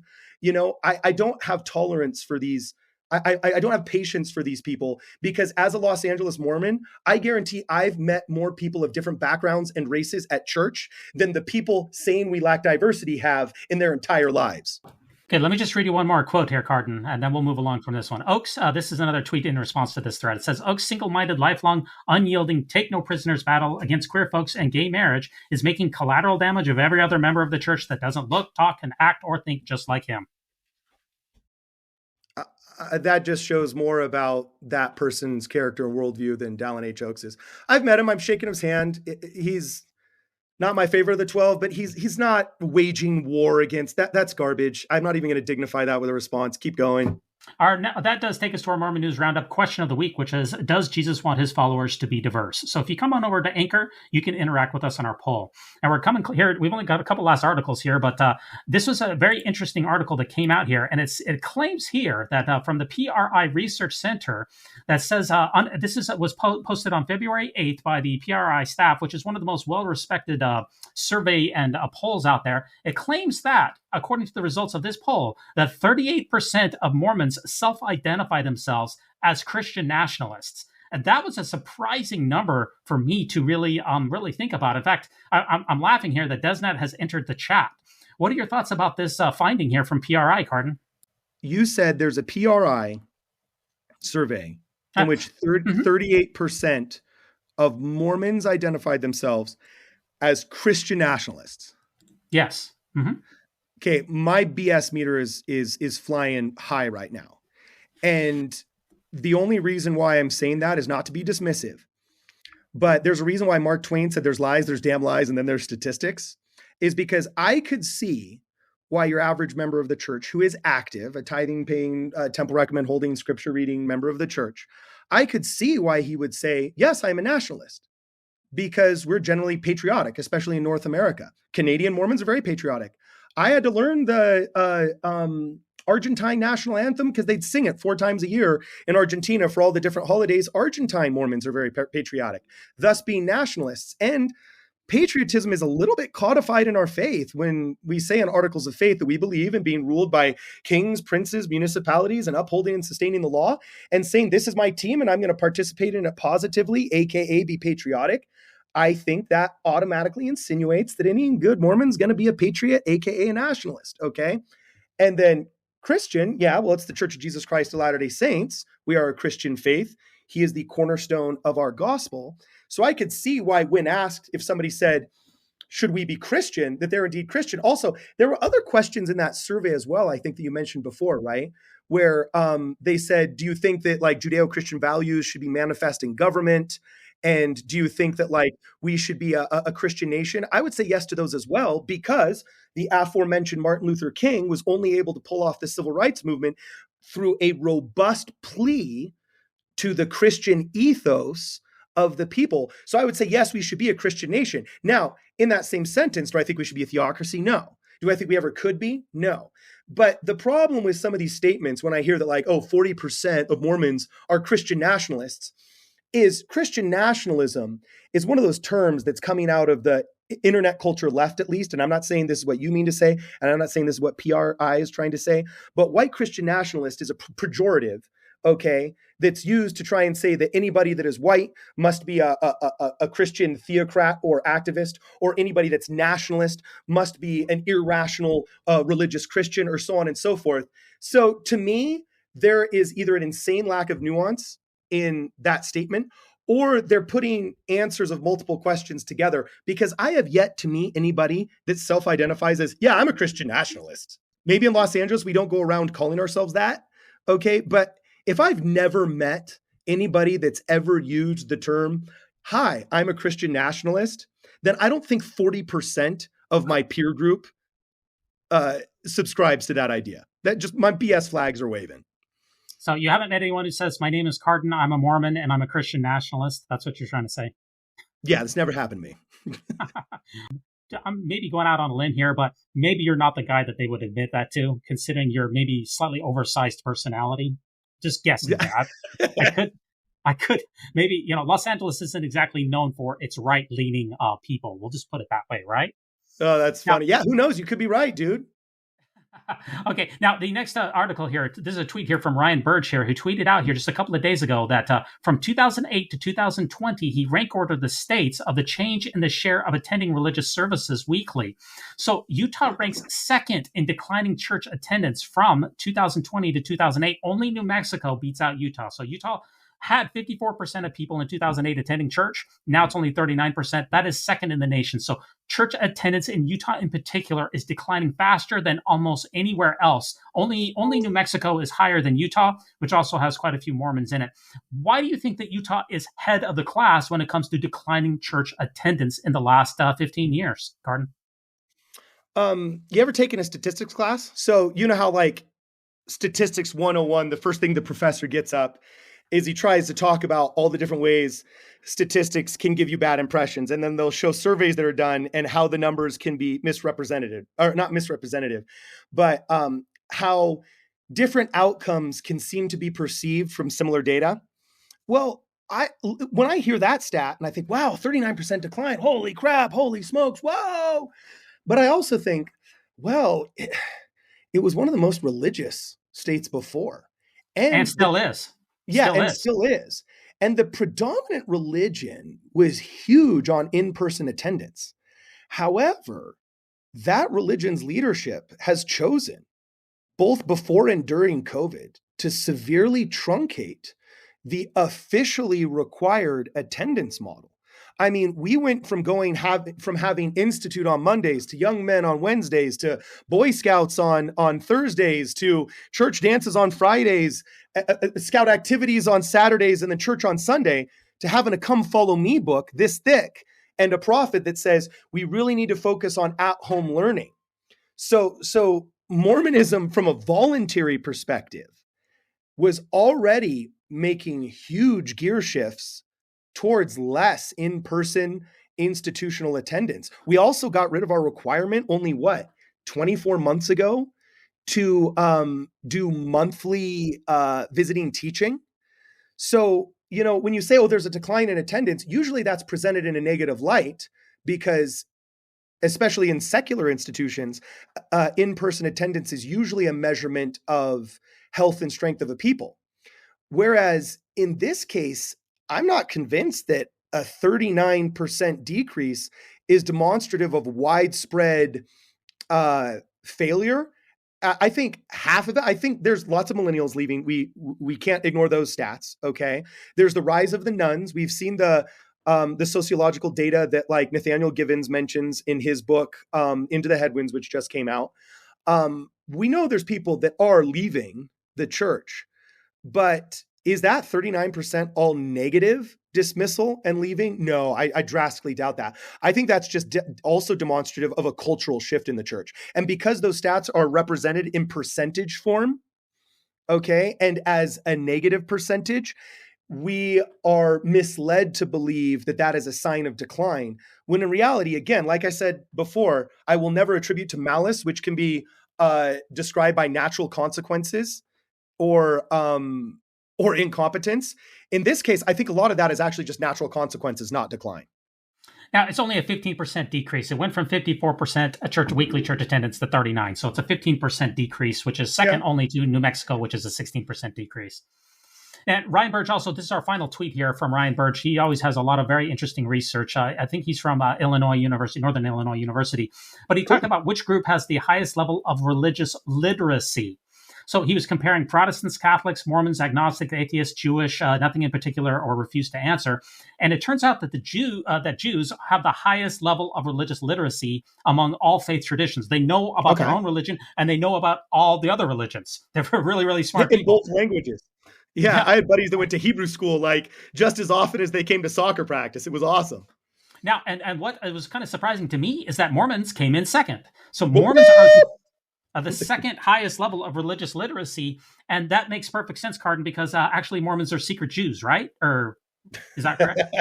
Is that right? Or I don't know if I'd call us secret Jews. I think we definitely believe that once you come into Christ, you are baptized into the house of Israel, and that if all those prophecies in the book of Revelations come true, then we will all be once again united in one big human family, which would include both Jew and Gentile. To be more accurate, Mormons are wannabe Jews. Would that be closer, or they're legit Jews? Or I don't know. I'm kind of trolling you here a little bit here, but yeah, I would say Mormons are friends with Jews. I actually, it's kind of funny, but as a radio host, 3 of my favorite radio hosts are Jewish.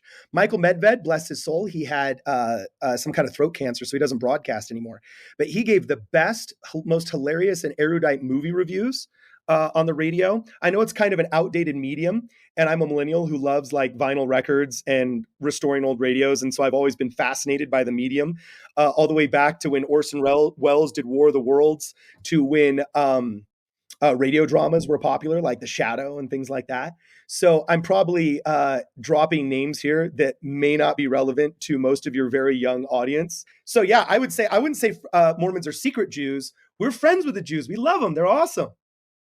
Okay. Well, that, before we go on to our final segment here, I think we can safely say that Mormons are no dodos, just like Elder Holland said back in that famous 2012 BBC interview. I think that much is confirmed. Now, if you want to get in touch, dodos. That goes right along with what Elder Holland said to the BBC. Now, if you want to get in touch with us, you can leave us a voicemail on Anchor, which we can play on our next podcast. We're on Twitter. We're at @NewsMormon on Twitter, and we release all of these shows onto YouTube. Drop us a like, drop us a subscription. We'd like to thank also our official sponsor, which is Signature Books. Now, that does take us to our final Mormon News Roundup poll of the week here. And Cardin, I'm giving you a little bit of red meat here for you, because I thought you and Kwaku might enjoy this particular poll, but it is Mormon Stories episode would you most like to watch? Now, I understand, Cardin, you probably don't watch a lot of, when we talked about earlier, you don't catch a lot of Mormon Stories episodes. Is that correct? Do I have that right? I'm not nearly self-loathing enough to regularly follow Mormon Stories. I get sent a lot of clips when they try and like just say false stuff about us, and I go to debunk it. You know what I'm saying? But I've tried to tune in. They're good at making clickbait. What's funny is I think John Dallin is a genius. A lot of people get angry and they try and say like, oh, he's stupid, or oh, these arguments are so stupid just because they don't like him. I think he has mastered the art of the cry bully. Like, he is a genius. He knows right how to get into the sweet spot of vagary and insinuation while fundraising off it and presenting himself as the viable alternative and the hero fighting against that big overarching dogmatic faith. And I'm that underdog who needs help. But he never says anything quite committal enough to actually get him in trouble. You know what I'm saying? Because he's gotten smart over all the scandals that he was able to bury and his massive army of people behind him who just absolutely seethe and hate the church will always defend him to such a degree that he never has to go out and defend himself. He's a genius in his realm. Now, I do believe that type of approach to podcasting, fundraising, and activism, because he does self-identify as a social justice activist. He's said almost to a perfect quote, "I will never apologize for my social justice," espousing all of those leftist woke ideologies, you know.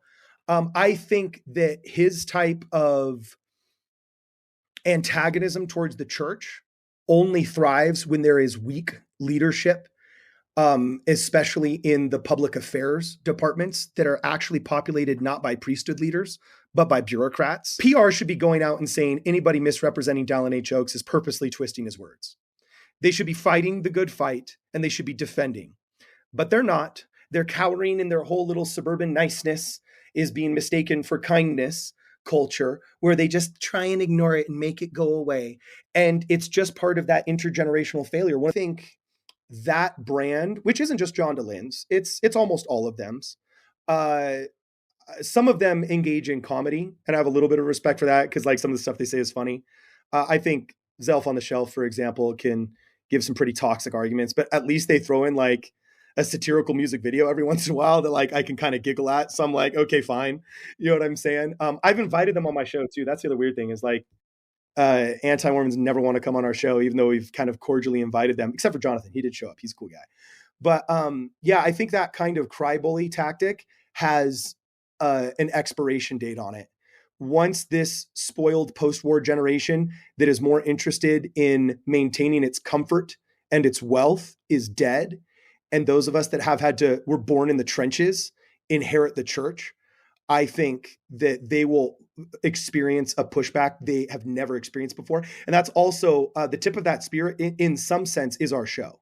Like anti-Mormons, especially the toxic atheistic ex-Mormons, sometimes have experienced the first pushback in their lives when we come out and we say, hold on, we cry foul. You can lie about all kinds of things, but you can't lie about us. In fact, we're going to debunk what you said with these facts and figures on your screen. And they can't handle it. Their NPC minds just start shaking and explode. And because the only thing they're capable of doing is shaming people like the Christian right did in the 80s, they just start resorting to name calling and shame-based tactics that don't work on people who've already been canceled 5 times.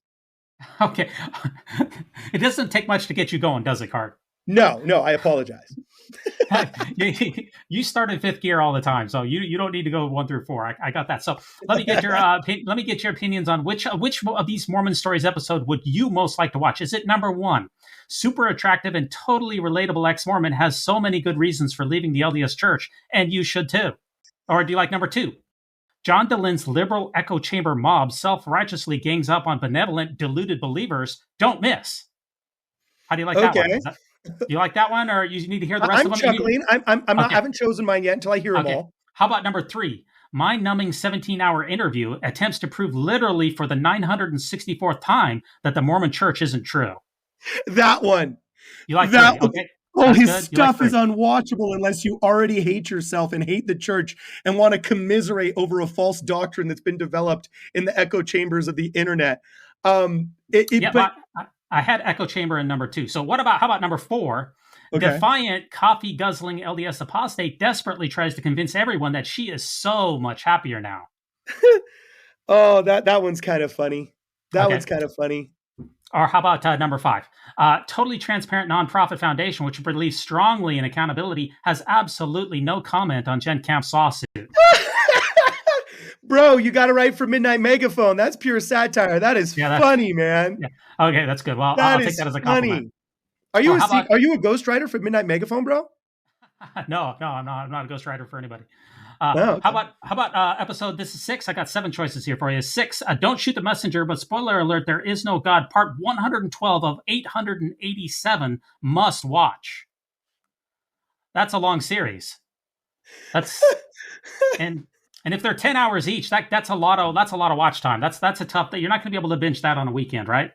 And then there has to be some kind of vagary on the thumbnail.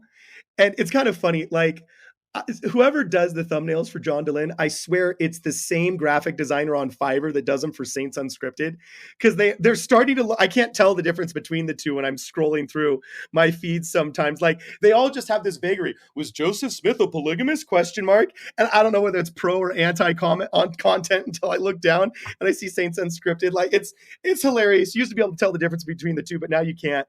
So they're trying to also debunk lies that people don't want debunked in real time. And I think that's a fool's errand. You have to create a positive culture that people don't want to leave. You know what I'm saying? Instead of trying to tell people who won't change their opinion, even if you shove facts and figures in their face that are undeniable, they'd find a way to dismiss it. So I got one more for you, and that's number 7. Oh, okay. Uber faithful Mormon is shocked by the incredible wisdom of the Mormon Stories podcasting gang and donates big.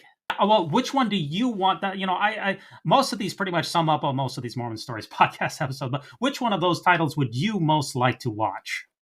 I think it is kind of funny, the one that you say about donations, because the only time he ever speaks ill of our show or of me and Brad Whitbeck and Kwaku and names them by name and tries to make himself some victim of some new phraseology that he's invented that is consistent with whatever the woke scolds are complaining about in the previous 12 months. It always happens before his fundraisers. He always does it within 48 hours of his fundraisers. It's really funny. So the fundraising one, that strikes a chord with me. I have a phrase, home wrecker for profit, that I use. So I think right now the availability bias is kicking in though. So I'm liking the last one that I heard. But number 3 was funny. What was number 3? I remember. Yeah, mind-numbing 17-hour interview attempts to prove literally for the 964th time that the Mormon Church isn't true. That's the episode you want to watch. Okay, that's it. So that's the one. Okay, so if they put that episode together, you're going to watch it. I've got your commitment on that, right? I would, and you want to know why? Yeah, sure. Because I would feel like I was being dealt with honestly. One of my biggest gripes with the Bloggernacle right now is that everybody that uses Mormon in the title of their podcast, who knows, maybe except for you, I don't know you well enough, and I only met you this week, but all of them, whether it's Mormon Discussions, Radio Free Mormon, the Mormon Stories podcast, they all try and present themselves as members of the church so that when the outside world Googles them, or the Washington Post or CNN or the New York Times wants to get comment on the Mormon Church, they're first in line and are misrepresented as being active and faithful members of the church. And then they have their chance to say their destructive misrepresentations or their false narratives. And I would say, I would appreciate it if John Dallin would call his podcast the Anti-Mormon Stories podcast, which I still think would be a funny play on words and would be much more truthful. I appreciate that MSNBC, for example, basically self-identifies as the liberal news outlet. So when I watch their stuff and they say, hey, this is reality, and then they spout a bunch of liberal talking points, I feel like I'm not lied to as much, because they overtly present as a left-wing channel. Same with Fox News. You see Sean Hannity. I can't stand the guy's personality on a personal level. He kind of bugs me, but he says, this is a conservative reaction to X, Y, or Z thing. So when I hear him speak, I don't feel lied to. So, I would say I would have respect if he actually titled a video a mind-numbing 17-hour podcast where we try and tell you that the church is not true, because it would be representative of both the boring nature of his content and also B, the fact that he is indeed an anti-Mormon. So I would go with number 3. Number 3 is my favorite. Number 3, good. Oh, well, we've got your commitment. If he releases that episode, you will be watching. We have that down here on the podcast and on video. I'm putting a time cap on it, though. I'm putting a 60-minute time cap on it, though, dude. Okay. All right. That's my rule. Anyway, Okay. Keep going. Fair enough. We do have a bunch of good upcoming shows coming up here on the Mormon News Roundup. We have the White Cat Prophecy coming on February 26th, and we have John Hamer coming on, who's going to give us some Community of Christ news updates for their World Conference, which is taking place in a short time. He's coming on March 12th. Carton, unfortunately, we couldn't get Kwaku and Brad on here, but I want to thank you so much for coming on to the Mormon News Roundup. Hey, thanks for inviting me, man. We'll get them next time. They had to call in sick, poor guys, but they'll be here next time, I'm sure. For coming on. I want to give a shout out to Weird Download for this episode's music, and thanks so much for ruminating with us on the Great and Spacious Beehive. And remember, no unhallowed hand can stop this podcast from progressing. So long. When it comes to nicknames of the church, such as LDS Church, the Mormon Church, to remove the Lord's name from the Lord's church is a major victory for Satan. Satan. Please allow me to introduce myself. I'm a being with no moral constraints. My number one goal is to hurt the Church of Jesus Christ of Latter-day Saints.